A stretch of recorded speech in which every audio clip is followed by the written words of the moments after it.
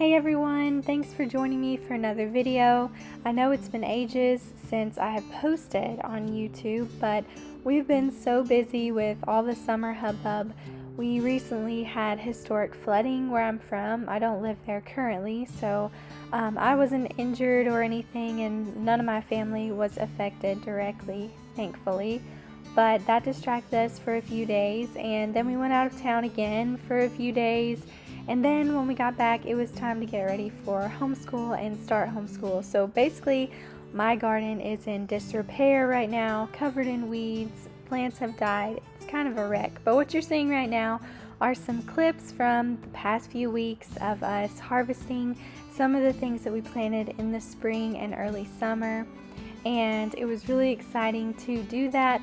But I've kind of transitioned out of garden mode right now, just with fall coming on. I did plant a few fall seeds, and we have some lettuces and carrots coming up, but as of right now I'm fully shifting into homeschool mode and I'm hoping to bring you guys some really cool videos on some recipes and a sourdough video because that's been requested recently.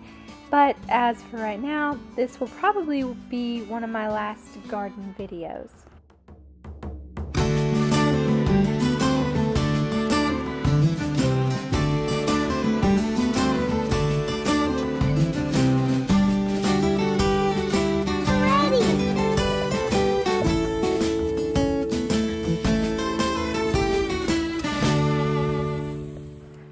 My favorite thing from the summer garden is no surprise to anyone. It is the tomatoes, and I planted a variety of several tomatoes. I planted 60 different tomato plants this year. Some were heirlooms like Cherokee Purple and Black Beauty, and some were just hybrids like the Marshall hybrid from Johnny Seeds. And I also planted a ton of cherry tomatoes because they're very simple to grow and they do very well in our climate. And the easiest way to preserve a lot of cherry tomatoes is with olive oil. So I like to roast my cherry tomatoes with olive oil and sea salt. I actually used our garlic salt that we made this year, and I like to roast them for 20 minutes and then pack them in sterilized jars and store them in the fridge. Of course, you have to cover the top completely with olive oil so it doesn't become susceptible to mold. And you can store these, I've heard, for up to a year. Of course, we normally eat them well before that time, but they are amazing, and that's one of my favorite ways to preserve cherry tomatoes.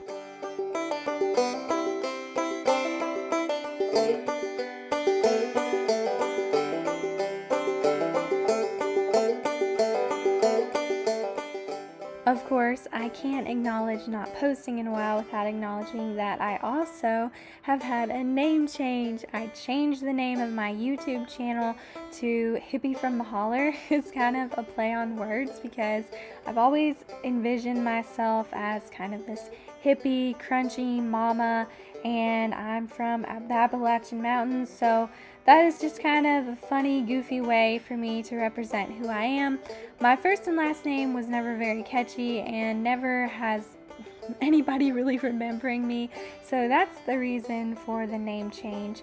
And my Instagram name will also be that.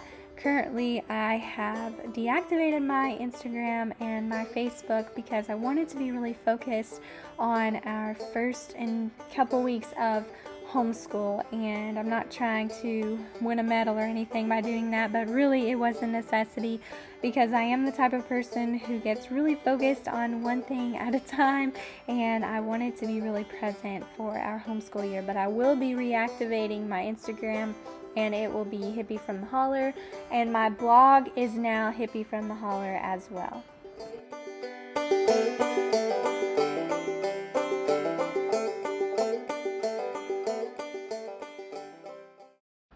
And although the tomato season is definitely dying down for me here, I did get enough tomatoes to make a wonderful batch of salsa. This is also in my 3 ways to preserve tomatoes video, and I will link that so you guys can go find the exact recipe. But the gist is, and I would recommend this for any tomato recipe that you do, is roasting your ingredients before you begin to make your salsa.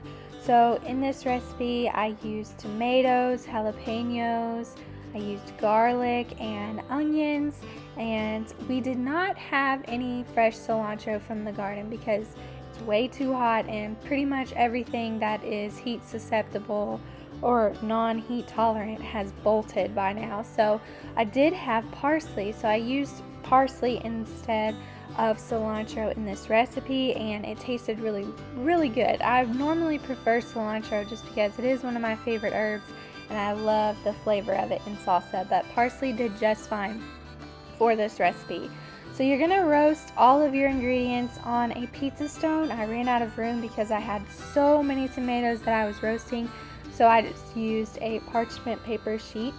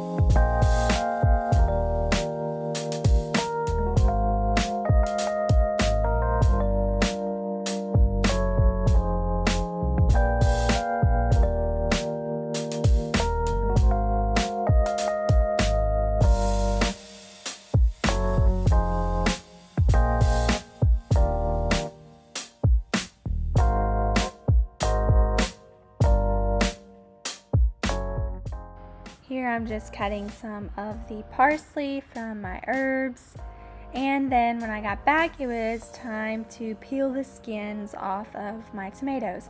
Now some people say this is optional. Obviously when you're using tomatoes from the garden or even from the store, there's always that risk of having bacteria on the skins from the dirt, or if you're buying them from the store, maybe other people touching them or anything like that. And from the risk of the botulism, you'd probably like to take the skins off because I think it lowers that risk. So I don't know all the science behind it, but I prefer to take the skins off just because it's really simple and quick and doesn't take me that long. Then I put everything in the food processor. That includes the onions and the garlic, and I had to do this in batches because again I had so many tomatoes. And I just kept doing it in batches until I could mix it all together into one big stainless steel bowl. And then I added the rest of my ingredients.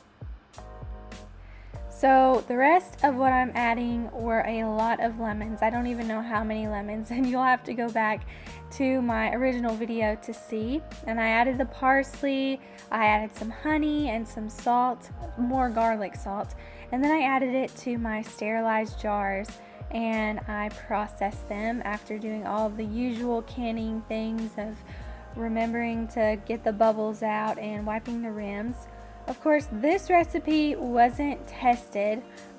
This recipe isn't an original recipe. I have modified it a little bit, but it was actually from another homesteader, and I have that linked in my other video, but it wasn't actually tested for water bath canning. So you'll want to be sure to do your own research on that. I've made this recipe a ton of times and feel comfortable with it, but of course if you don't, you completely can do your own thing. You can freeze it, you can eat it fresh, give it away, whatever you want to do. It's just about what you're comfortable with.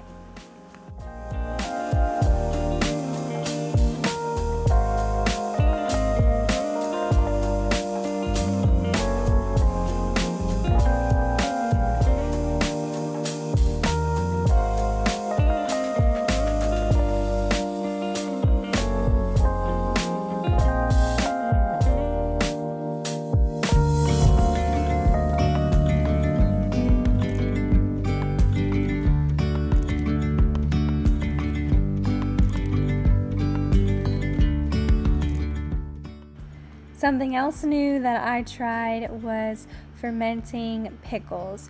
It was a simple recipe, just salt and water brine and dill and garlic, packed all into sterilized jars and then covered with the brine. And I will leave the original recipe. It's very simple, from Melissa K. Norris.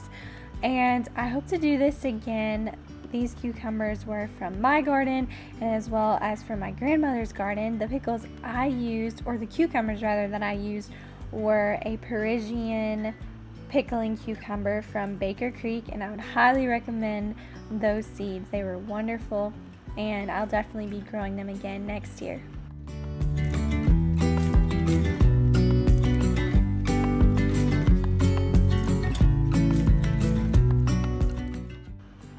Being away from home is extremely hard for, you guessed it, the homemaker, and being gone so much this summer and kind of seeing my garden fall into disrepair has been extremely hard for me, because I am someone who loves to be home. I do love to prioritize homemaking and from scratch cooking, but having a lot of things happen out of my control this summer, I did have to just accept what was happening and accept what was coming in from the garden, as well as everything in life, and just know that there will always be next year and there will always be another time for me to try. But until then, I'll just enjoy what I can do and thank God for the blessings that I do have, because they are many.